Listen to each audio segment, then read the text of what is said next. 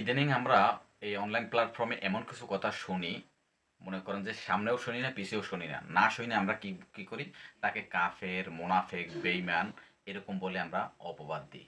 আসলে কি তা উচিত? আপনারা এই শায়েকের কিছু কথা শুনেন, তারপর আমি কথার শেষে বলবো। মানুষের শরীরের বিভিন্ন রোগ বালাই ভালো হওয়ার জন্য একটা বিরাট বড় ওষুধ হলো মেয়েদের রস পান করা। রস বুঝেন কি? না, রস বলতে দুইটা জিনিস। এক হলো কুমারী মেয়ের প্রথম মাসিকের রক্ত, আরেকটা হলো পুরুষদের যেরকম উত্তেজনার কারণে বীর্য বের হয়, মেয়েদের যে পদার্থটা আসে এটাকে রস বলে।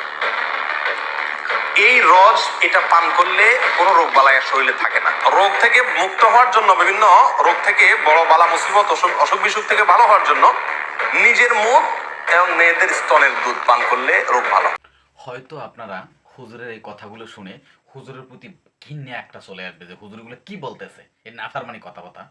এটা কিন্তু হুজুর বলেছিল, এটা কোথায় কোনো একটা, আপনার মনে করেন যে বাউলরা যে বাউল গান গায়, এই ধরনের এই কিছু কেচ্চা কাহিনী গাইয়ে গিয়ে বিভিন্ন জায়গায় ইয়া করে, তাদের ওই একটা জায়গায় এই ধরনের একটা লোক বলছে, সেটাকে হুজুর তুলে ধরছিল যে তারা এই ধরনের জঘন্য কথাগুলো বলে।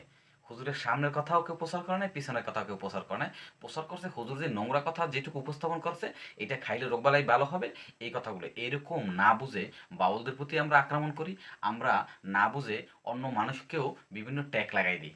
আসলে আমাদের দেশে যারা সংখ্যায় বেশি তারা কিন্তু শত শতবার আল্লাহ রসুলকে অবমাননা করতেছে, তাদের প্রতি আমরা কোনো বিচার করতে যাই না। আমরা যখন দেখি সংখ্যায় ছোট, তাদেরকে সাইপে ধরি। এটা উচিত না। আল্লাহ আপনাদের এই নাফরমানিকে আল্লাহ ছাড় দিবে না।